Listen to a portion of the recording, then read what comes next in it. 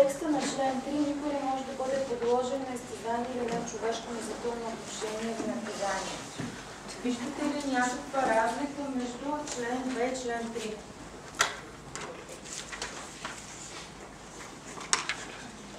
Член 2 говори миналия път.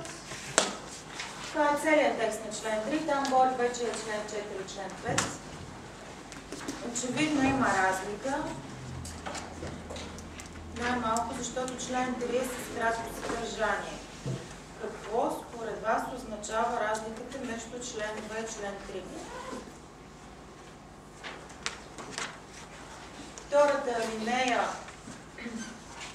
на член 2 казва, че забраната за лишаване от живот има изключения. И тези изключения са изчерпателно изброени в подточки А, Б и С.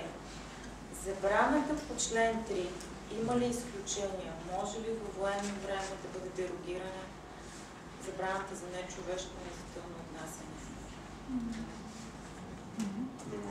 Не. Един от малкото текстове по конвенцията, който има абсолютен характер. При никакви обстоятелства не може да бъде дерогирана забраната за нечовешко унизително отнасяне. Дори при условията на тероризъм, който така е доста актуален напоследък, не би могла да се дерогира тази забрана и едно лице да бъде подложено на нечовешко унизително отнасяне, ако то не е в обществен интерес и съответно не е пропорционално. Това са въпроси, които ще обсъждаме напред. Някой може ли да ни каже какви биха могли да бъдат формите на нечовешко унизително отнасяне?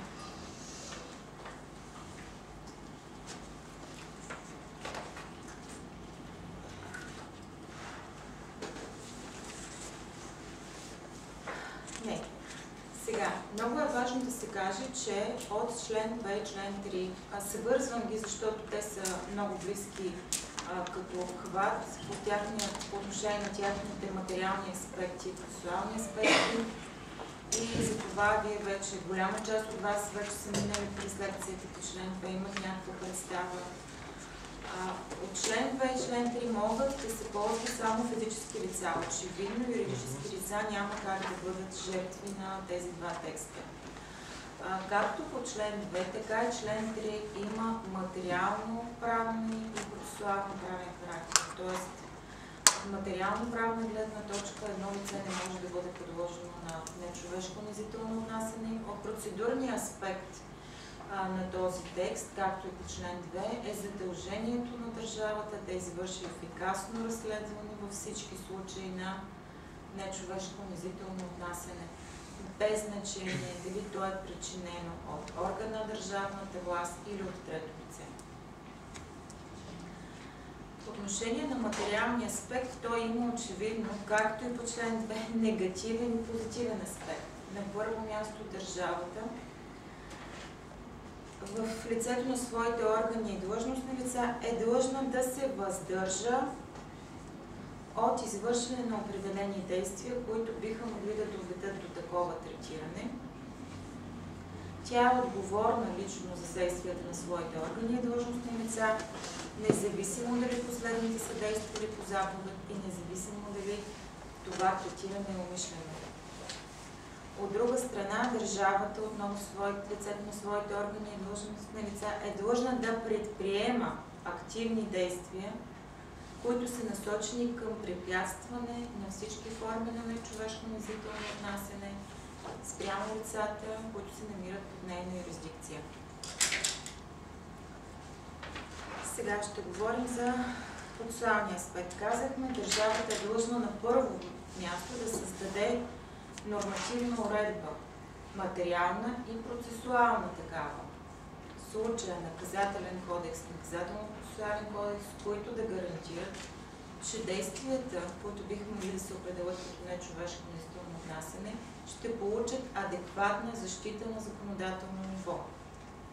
Създавайки тази уредба, държавата трябва да я прилага по начин, по който да бъде извършено ефикасно разследване на всички такива случаи, ефикасно разследване, което да доведе до идентифициране и наказване на виновните лица и Пак тук правя една скоба, че задължението е за средства, не е резултат.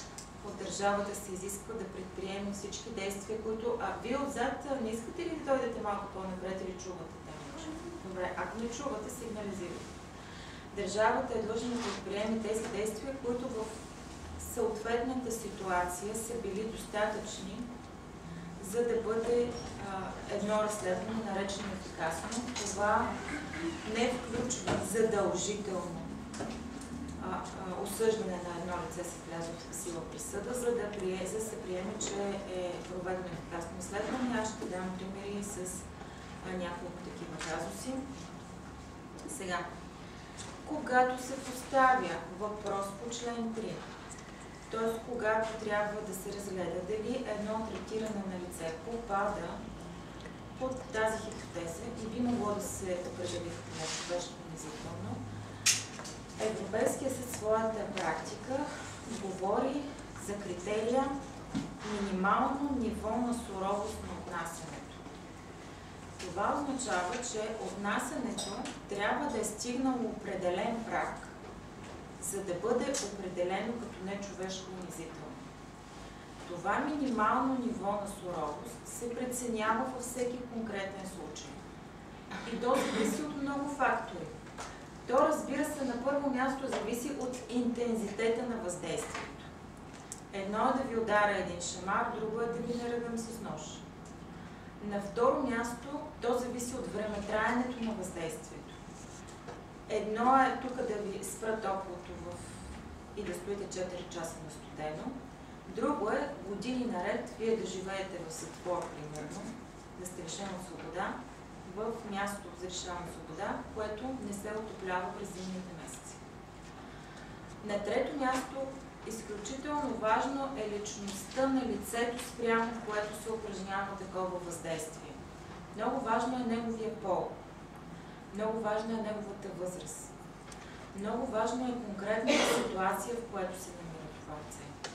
И за това при преценка дали е стигнато минималното ниво на суровост, Европейския съд изхожда от конкретния казус, от конкретното въздействие, от конкретния човек. Типичен пример за това е едно българско дело, Тодор Янков срещу България. В края на миналия век, едва ли вие се спомняте, бяха така широко известни така наречените банкерски дела. Това се свързва с първата икономическа криза в България и тогава имаше масов фалит на банките. Част от ръководителите на банки и банкови институции бяха привлечени като обвиняеми за длъжностни престъпления. Особено в Пловдив имаше една голяма група банкиери, които бяха обвиняеми и подсъдими по такива дела. Това бяха дела с много медиен отзвук, с обществен интерес, защото имаше доста лица засегнати от фалит на банките, разбира се, те изгубиха спестяванията си и така нататък. Едно от тези лица е Тодор Янков, който е професор по икономика и към този момент е бил директор на Агробизнес банка. Спрямо всички тези банкери бяха взети постоянни мерки за неотклонение, задържане от стража. По отношение на задържанията ще говорим, когато стигнем до член 5, това ще бъде другия път.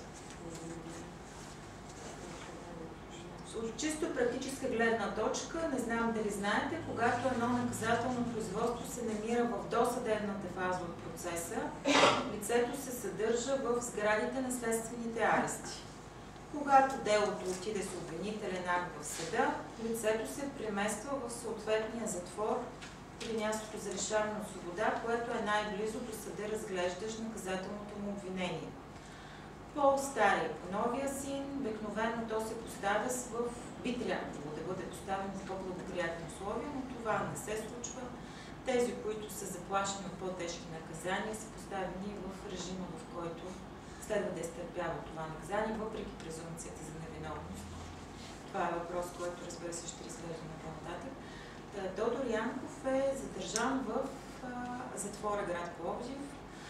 Тези събития се развиват тогава, когато вече обвинението е в съдебна фаза на процеса. Той е на 60 години някъде по това време. Доста интелигентен човек.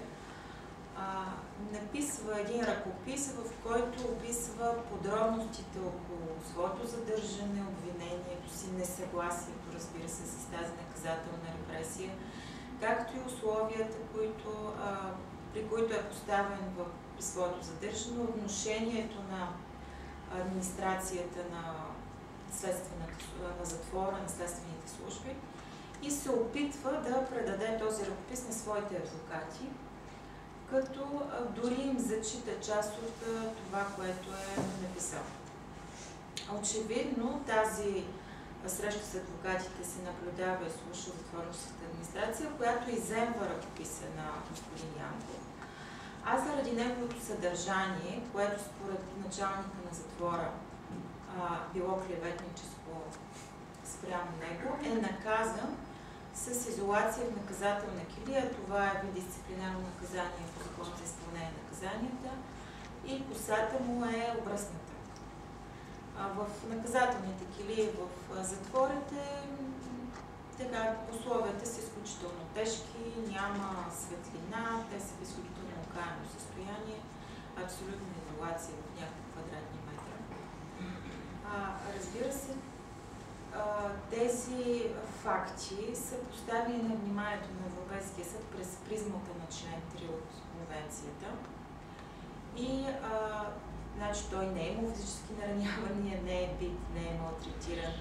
И тук много остро е поставен въпроса дали това третиране минава минималния праг на суровост. Разбира се, в тази жалба има оплакване по член 10. Правото на изразяване на мнение е нарушено с вземането на този ръкопис. Разбира се, има и оплаквания, свързани с самото задържане. Ние тук ще коментираме днес само оплакването по член 3 и аз искам просто вашето мнение дали това третиране, обръскването на главата и затварянето в наказателна килия като дисциплинарно наказание е прието от съда, че е достигнал минималната степен на суровост или не. Като си има предвид, че той е престоял там 7 денонощия и няколко дни след това е имало открито заседание пред Пловдивския окръжен съд, на което са присъствали доста медии, тъй като тези процеси бяха така широко отразявани. Някой има ли идея?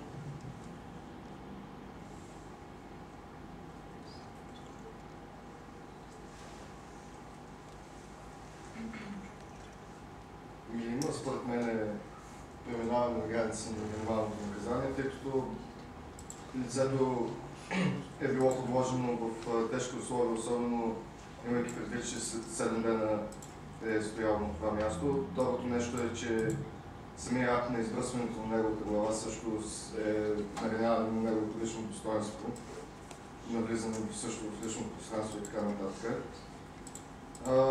Второто, което погледнато е, че тези условия, които са го били подложили, могат да повлияват много на неговото поведение в съдебната зала, което също е според мен и освен отношение като изтезания може да се приеме. И второто е, че може да се наруши неговата адекватност за представянето му в съдебния процес, където се нарушава принципа на поставеност най-малкото в съдебния процес, защото той, изжейки в това помещение, той силно се е нарушил и малко и много и преценката за реалността, така и нещо, поради лошите условия и така нататък. Затова според мен мисля, че в случая подложеното наказание е било несъразмерно също. Някой други? Други идеи? Моля ви, спокойно и смело изразявайте идеи.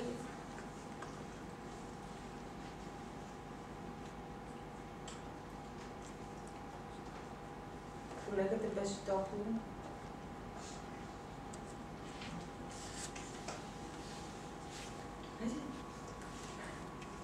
Съгласен си. С това, което каза колегата? Да. Аз си мисля, че самият акт на обръсването на главата било компрометирал при евентуално оправдателна присъда, когато хипотетично той изяви желание отново да се върне на старата си работа или ако отново бъде назначен, защото, както казахте, това е интелигентен човек, банкер това би го компрометирало и при една бъдеща професия, защото той винаги ще остане онзи, на който му обръснаха главата в затвора. Сега, първо казахме какви са критериите при определене на минималното ниво на суровост. Да се съсредоточим върху третирането, обръсването на главата и затварянето в карцер. Какво означава да обръснат главата на едно лице? Това означава насилствена промяна на външния вид. Тази промяна е видима. Няма как да се скрие. Тази промяна е трайна.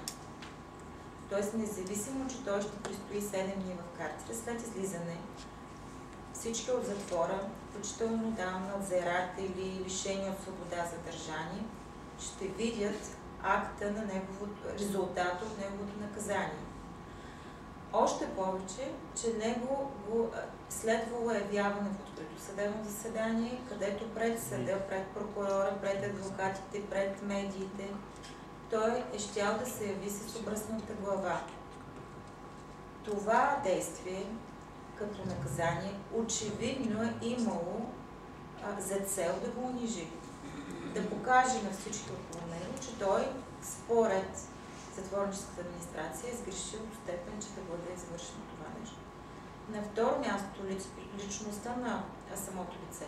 Първо, той е 60 годишен човек. Не говорим тук за 20 годишен. Второ, той е с високо образование човек, което това наказание в много по-голяма степен ще му въздейства, това третиране, отколкото на някой рецидивист или някой, който е необразован. Тези фактори, както и обстоятелството, че условията в наказателната килия са били унизителни, са преценени от Европейския съд като достигащи минималното ниво на суровост, за да бъде прието, че тези действия попадат в обхвата на член 3. Разбира се, съдът е приел, че абсолютно никакви оправдания не съществуват, за да бъде той третиран по този начин. Сега друг е въпросът, че тук правителството е твърдяло, че е съществувал проблем с хигиената, имало въшки в затвора и това е наложило неговото обръсване, но разбира се не дава обяснение на това, защо само то е обръснат, защо само спрямо него е това поведение. Аз така скоро бях на един семинар с тогавашния началник на затвора, който сега е прокурор в окръжна прокуратура Пловдив и стана въпрос за това дело и той казва, и сега да бях началник, и сега бих направил така. Въпреки осъдително решение на Европейския съд, разбира се. От тук насетне това оплакване на Тодор Янов е прието за основание. По другите основателно, с другите ще говорим тогава, когато стигнем до този момент. Друго дело, в което се разглежда оплакването за минималния праг на суровост е Йоргов срещу България. Йоргов е осъден на смърт с присъда от 90-та година. За тези, които не знаят, може би не сте били осъдени тогава, тогава беше наложено от Народното събрание мораториум над изпълнението на смъртното наказание. Тоест, смъртното наказание все още съществуваше като такова в наказателно-правната система и наказателния кодекс. То се налагаше, но не се изпълняваше и този мораториум продължи около 10 години, когато окончателно беше заменено с доживотен затвор без замяна. Йоргов прави оплакване, че постоянното очакване, че ще бъде изпълнено смъртното наказание, създава у него изключителен страх, който Европейския съд определя като пътеката на смъртника. Това е термина. Това е когато очакваш да ти бъде изпълнено смъртно наказание и това отношение или това начинът, по който се чувстваш, всъщност може да достигне до минималното ниво на суровост, да се приеме, че е на лице нарушение на член 3. Има, разбира се, случаи в практиката на Европейския съд по дела срещу други държави, когато пътеката на смъртника е разглеждана като проблем. Ще стане за тях въпрос по-късно. Има, например, казуси, в които лицето е поставено на електрическия стол и се очаква, буквално се започва изпълнение на екзекуцията и се очаква някакъв акт за помилване или нещо друго, което да спре екзекуцията. Това очевидно създава неимоверно напрежение, страх и стрес. Но в случая на Йоргов Европейския съд приема, че не е достигнато минималното ниво на суровост по няколко причини. Първо, защото още когато му е наложено смъртното наказание, е имало мораториум. Тоест, той е бил наясно, че това наказание няма да се изпълнява. Европейския съд приема, че дори в началото, когато ти бъде наложено едно смъртно наказание, имаш, разбира се, не особено благоприятни чувства, мисли и усещания. С течение на времето този мораториум е останал доста дълго време в България. Тоест, той години наред не се е изпълнявал смъртно наказание, което не би могло да породи такова огромно чувство на страх и притеснение, че да бъде достигнато минималния праг на суровост. Така че в случая на Йоргов е прието, че няма нарушение на член 3. Още повече, че смъртното наказание е отменено и е заменено с лишаване от свобода до животен затвор в случая.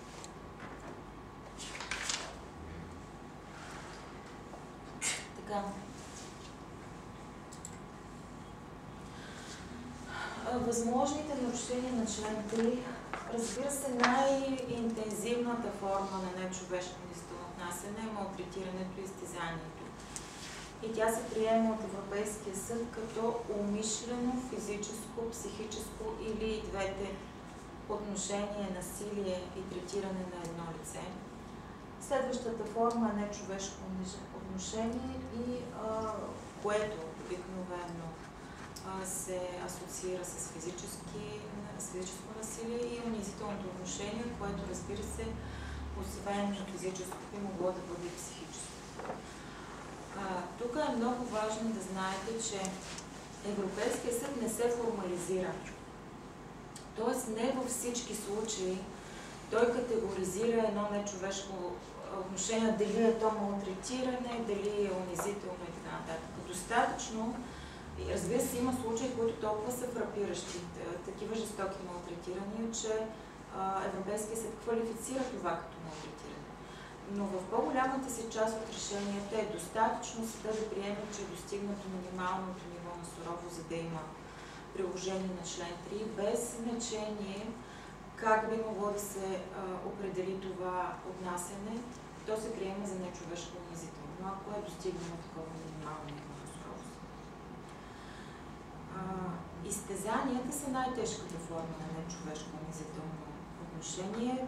Първо, заради по-високата степен на интензивност върху физическия интегритет и психически, разбира се, на едно лице, и те се определят в практиката на Европейския съд като преднамерено нечовешко отнасяне, причиняващо много сериозно жестоко страдание.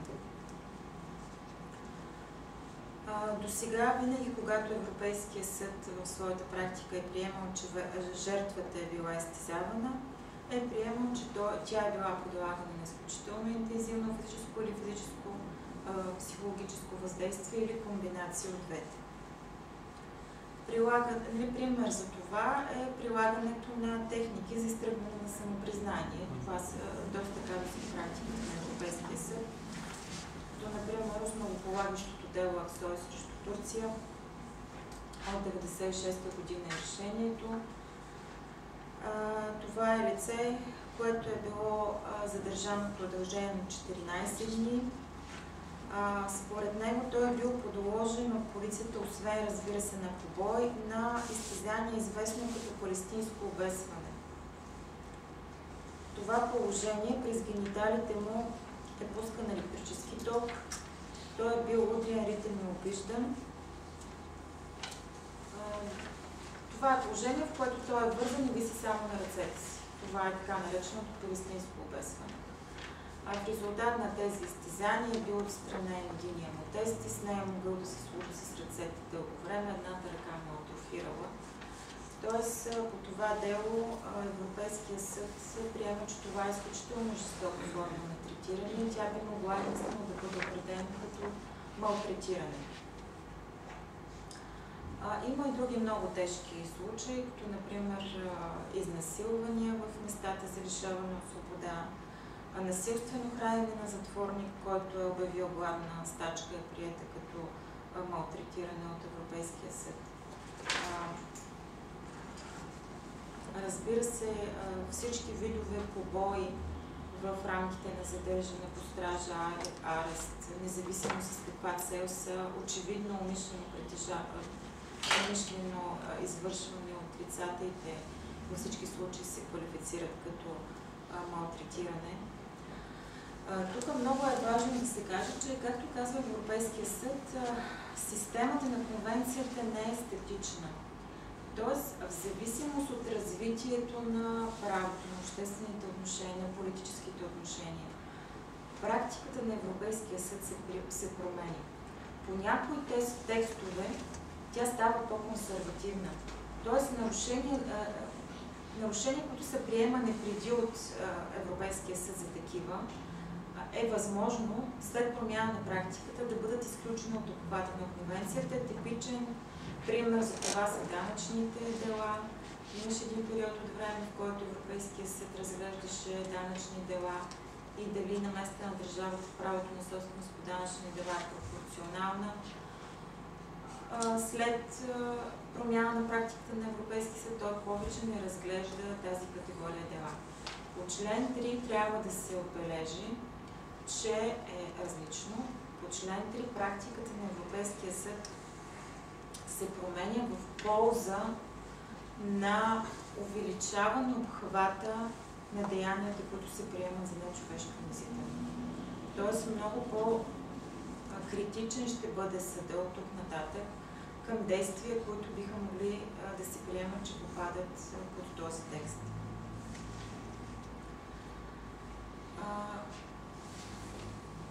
По едно друго дело, делото Йордан Петров срещу България, ние няколко пъти ще говорим за това дело, защото по него са констатирани 10 нарушения на конвенцията и само 4 или 5 от тях са по член 3, доста така обхваща почти всички възможни нарушения. Йордан Петров е задържан от полицията по подозрение, че е участвал в убийството и опита на убийството на полицаи, грабеж, придружен с убийство. 8 мисля, че бяха пунктовете по обвинителни акти, всички касаеха 116 или 115 някакви разновидности. Така или иначе, след като е задържан, той е за Варна става въпрос, е закаран в следствието за Варна, където е започнал да бъде разпитван без адвокат. Като разбира се, на него той твърди, че му е даден предварително лист, на който той е написал самопризнание за всички възможни деяния, които той е заподозрян, че е свършил. И след като е отказал да ги подпише, е започнал побой. Като побой е бил придружен с малтретирано, изразяващо се в принуждаването му да опре челото си на стената и в тази поза да стои часове.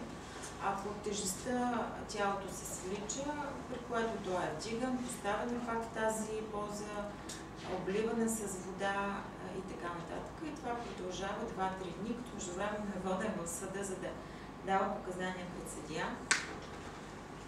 След като е подписал самопризнанията и всичко приключва, е прегледан от съдебен лекар, който установява множество наранявания, включително и голям хематом на челото, който някакси би могъл да потвърди тезата за това отнасяне. Сега, тук Европейския съд е приел, че не може с категоричност да установи дали това, което описва жалбодателя като отнасяне, е точно така. Достатъчно обаче, че медицинската експертиза е посочила множество наранявания по тялото му, които са причинени по това време и по начина, по който той съобщава, за да приеме, че е имало нечовешко отношение. Тоест, виждате как тук Европейския съд не се ангажира да каже, че това е било малтретиране или изтезание, но е приел, че е достатъчно това, което е описано в съдебно-медицинските експертизи, за да е на лице минималния праг на суровост и това да бъде определено като нечовешко унизително отношение. Още повече, че много е важна целта. Всяко престъпление е важен мотива. Като тук целта е била изтребване на самопризнание. Очевидно, той е бил третиран по този начин с цел изтребване на самопризнание, което в крайна сметка получава. Тези самопризнания според вас биха ли могли да бъдат доказателство в един бъдещ съдебен процес срещу него? И ако да, какъв е начинът на преценяване на тяхната достоверност? Самопризнанието е доказателство само ако този, който го прави, твърди факти, които не са изгодни за... Самопризнанието в този случай няма как да бъде прието като доказателствено средство. На първо място, защото е дадено без присъствието на защитник. Ами не, със защитник е даден. Защото в крайна сметка той е заведен в съда, където е казал същото, което пред следователя с участието на защитник. Така че тук защитник въобще не го коментира. Имало е защитник, друг е въпрос, това е била неговата роля. Но имало е защитник. Той е дал самопризнание и то пред съда с участието на защитник. Присъдата не може да почива само на самопризнание. Трябва да ги съобрази съда във връзка с другите доказателства по делото и могат ли самопризнания, изтръгнати по този начин, да бъдат приети за достоверни? Независимо дали е участвал защитник и независимо дали са дадени пред съд, може да отворите, или орган на досъдебното производство.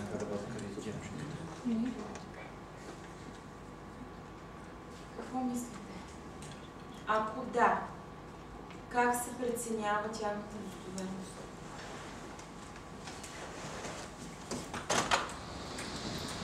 Добре, защитник според мен не би трябвало да се взема преди тези самопризнания, защото това е бил положен на психически или физически стрес, което означава, че неговата преценка също е пак била нарушена, което означава, че не могат да се проверим да са достоверени.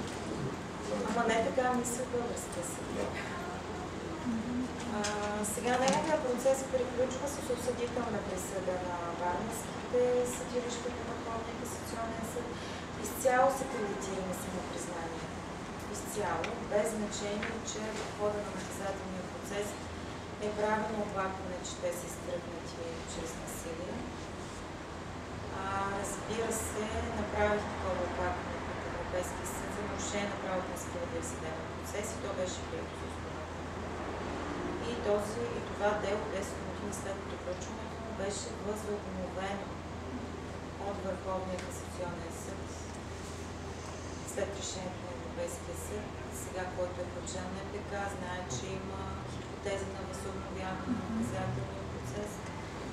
И в момента делото е висящо на следващата апелативна инстанция, понеже не е участвало в възобновяване на производството на авторазглеждане. Интересно ще видим дали ще се съобрази българския съд с решението на Европейския съд. Имате ли представа как се разпределя доказателствената тежест по делата, свързани с нечовешко унизително отнасяне? Ако аз твърдя, че съм жертва на нечовешко унизително отнасяне, как се представяте, че мога да докажа пред Европейския съд, че такова нещо не се е случило, като си имате предвид, че голяма част от тези деяния се случват в следствени арести и затвори, там където няма особена възможност за събиране на доказателства. Имате ли някаква идея? Така, каква експертиза? Медицинска. Кога трябва да се направи тази експертиза? Тя ще има за цел да установи пораженията, които са жертви. Значи, да, но тя за да може тази експертиза да констатира доказателственият стандарт на Европейския съд е... Може да каже. Доказателственият стандарт на Европейския съд е извън всяко разумно съмнение. Това означава тежък доказателствен стандарт. как да докажа, че съм жертва на такова отношение. Медицински документи. Най-висока степен на достоверност имат писмени медицински доказателства. Колкото по-близко като време до събитието те са съставени, толкова по-достоверни са те и толкова в по-голяма степен отразяват тези наранявания. Доказателства могат да бъдат, разбира се, и свидетелски показания, като за разлика от българския процес, в който показанията трябва да бъдат снети устно и непосредствено пред органите на досъдебно производство или пред съда, в Европейския съд се допуска показанията да бъдат депозирани в писменна форма. Така че в случаите на процесно насилие това могат да бъдат взети предвид с голяма доза на достоверност доклади на международни правозащитни организации, като например Европейският комитет по предотвратяване на изтезанията и нечовешко унизително отнасяне. Неговите компетентности включват периодично да правят проверки в България относно условията на лишаване от свобода, полицейско насилие и така нататък. И неговите доклади, които изготвя за България, са с висока степен на достоверност. Техните констатации се приемат за Европейския съд, че доказват определено третиране. Така, какво трябва да докаже правителството ответно? Ако аз докажа, че съм бил бит в период, в който съм задържан и представя доказателства за това, например съдебно медицинско удостоверение, какво трябва да докаже правителството, ако то твърди, че не е било така?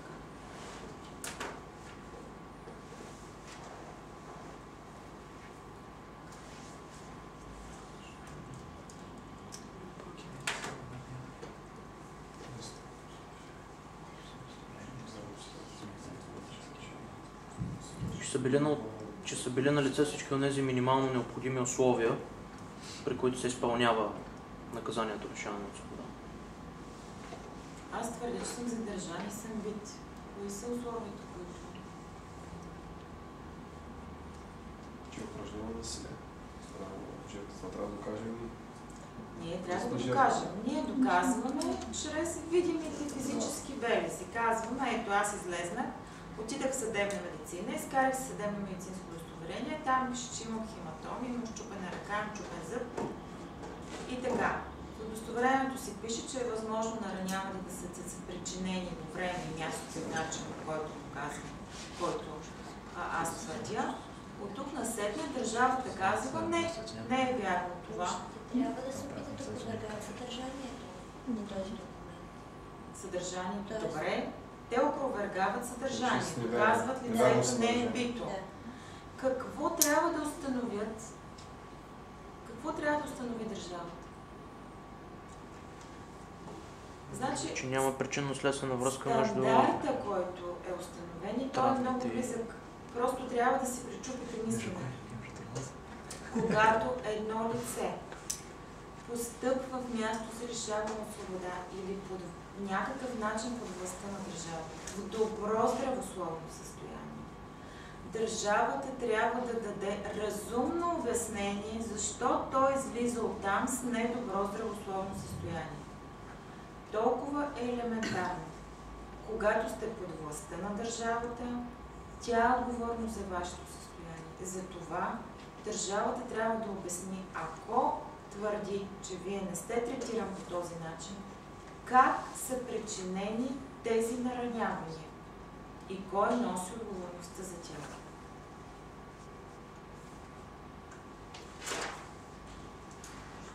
И това е доказателствената тежест на държавата.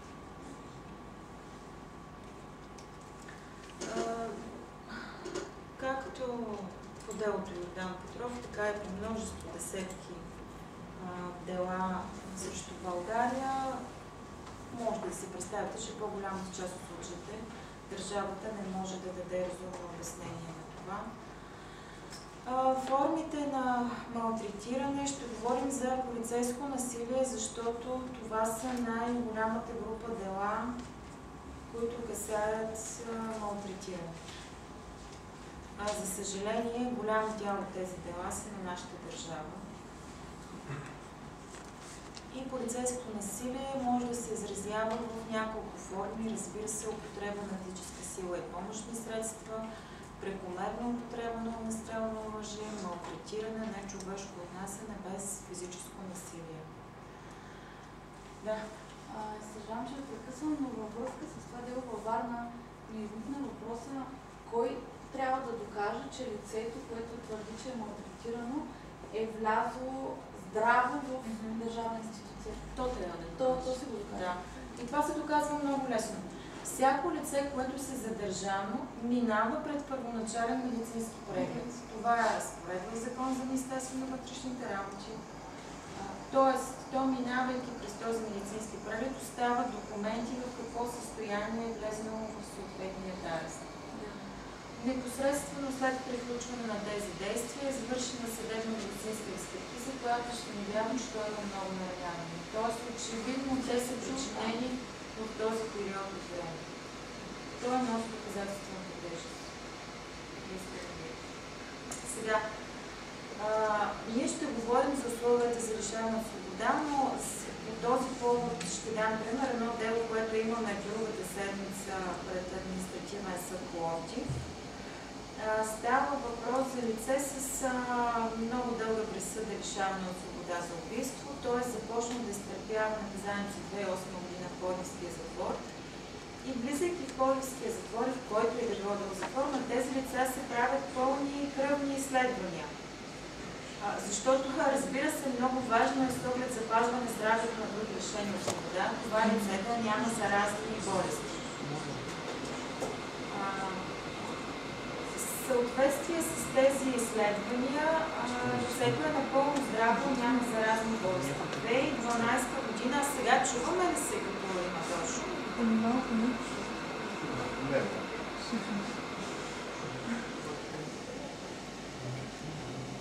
Спрям. Така. 4 години след като той е започнал да изтърпява наказанието си, е променен неговия режим в по-лек и има право да работи по повод, затвора, разбира се, по повод работата си, която е съвързана някакси с достъп до хранителни продукти, се е наложило да му бъде направен тест за хепатит Б, който излиза положителен.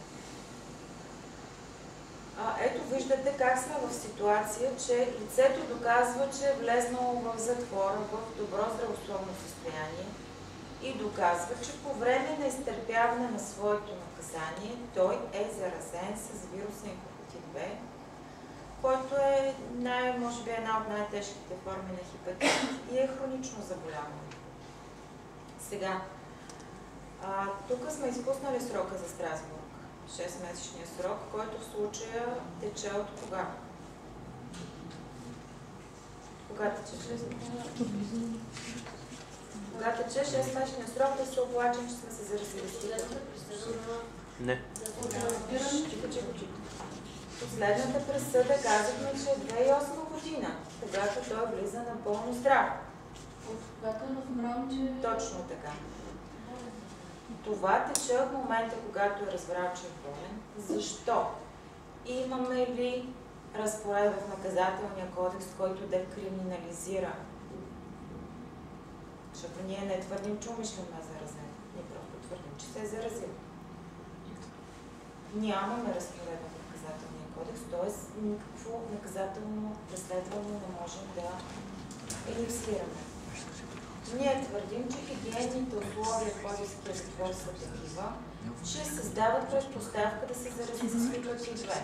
Тоест, постригват се с една машинка, зъболекара работи с инструменти, които не са стерилизирани. Хигиената е изключително лоша. На всичкото отгоре има епидемия от хепатит Б, т.е. има страшно много хора, които са заразени от хепатит Б, те не са отделени останали от другите. Тоест, ние не твърдим умишлено, а някаква небрежност, което не е престъпление по наказателния кодекс. Тоест, не можем да разчитаме на ефикасно разследване и 6-месечният срок ни тече от момента, в който сме разбрали, Тъй като този срок е изпуснат, естествено единствената ни възможност да реагираме е да заведе иск по ЗОДОВ. Член 1 от ЗОДОВ, като твърдя, че Главна дирекция изпълнение на наказанието, което е юридическото лице, както знаете, по ЗОДОВ ответник не е съответното юридическо лице, по чиято шапка работят съответните длъжностни лица. Нищо, че в определени административни съдилища в България, като например Кюстендил, задължават ищците да посочат конкретни длъжностни лица, които биха могли да бъдат виновни. Ако става въпрос, примерно, че се е заразил от хепатит Б поради, примерно, медицинските условия, където са били доктора, примерно, е виновен, не може ли да Смятате ли, че можем да установим как се е заразил? Ако се постанови някакво разследване, примерно, така, значи той установява, че е постъпил в добро здравословно състояние и установява, че по време на своето изтърпяване на наказанието се е заразил. Аз смятам, че от тук насетне доказателствената тежест е на ответника да установи, че не се е заразил там. Сега, друг е въпросът, че една година след завеждане на това дело все още нямаме медицинското му досие, т.е. аз на този етап дори не мога да докажа, че е влезнало в добро здравословно състояние, защото ответната страна упорито отказва да приложи медицинското досие по делото, което очевидно ще стане ясно, че това е точно така. Не знам какво ще стане с този процес. Все още, пак казвам, че все още чакаме медицинското досие. Сега, ако се изхожда от тежката доказателствена тежест по ГПК, сигурно ще трябва някаква експертиза да назначаваме, която да установява, че са създадени условия за такова заразяване, макар че лично за мен е достатъчно. Ако изхождам от стандарта на Европейския съд, е достатъчно това да установя, но ако изхождам от стандарта на доказване по ГПК, мисля, че ще не бъде отхвърлен иск. Така или иначе, като дойде медицинско досие, евентуално ще формулираме някакви задачи към експерти.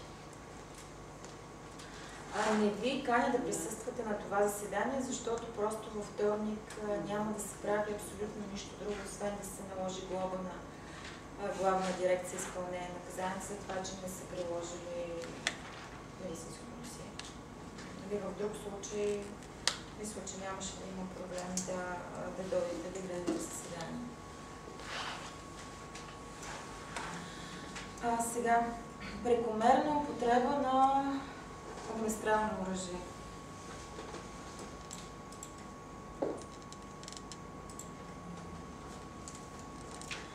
Ще дам пак пример, в който съда е приел, че е на лице употреба на огнестрелно оръжие и аз пак искам да ви попитам, спомняте ли си стандарта за прекомерна употреба на огнестрелно оръжие, кога се приема? Защото безусловно полицията има право да използва огнестрелно оръжие, но това е ясно. Какъв е стандарта при използване на огнестрелно оръжие? Преди един час да говорим. Какво си няма?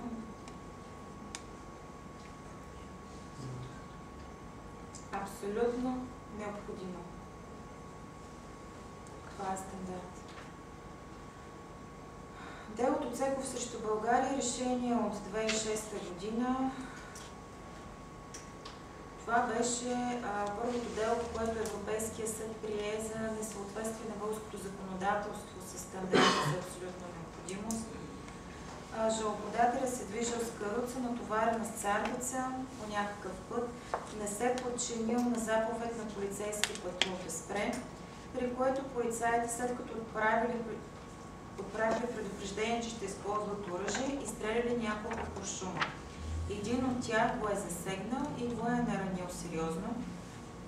Съдът, Европейския съд, в този случай преценява, че на първо място българския закона за Министерството на вътрешните работи не предоставя достатъчно защита на лицата срещу засягане на техния физически интегритет, тъй като дава твърде широки правомощия на полицаите да прибягват до огнестрелно оръжие, независимо от сериозността на престъплението или опасността, която представлява едно преследвано лице.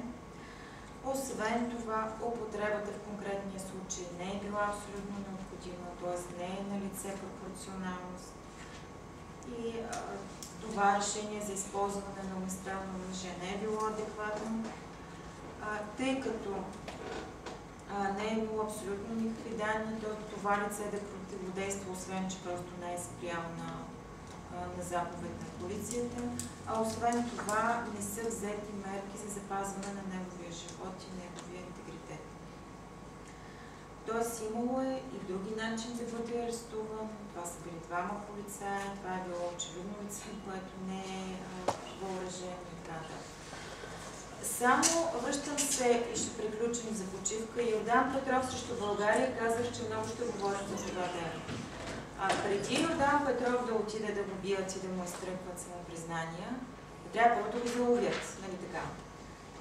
След като става тази пристрелка между него и полицаите, за които последствие го осъждат, той избягва от местопроизшествието и няколко дни текат издирвателни мероприятия. В крайна сметка разбират къде се укрива в някакви бунгала до Дряновски манастир и разбира се организирана акция по залавянето му. Отивайки там в тези бунгала, започва, не просто, че не се предава, той започва да стреля срещу полицаите, като си имате предвид, че това е втори път. Т.е. той вече е стрелял срещу полицаи, убил е полицай, наранил е полицай и след като се укрива, втори път се получава подобно нещо.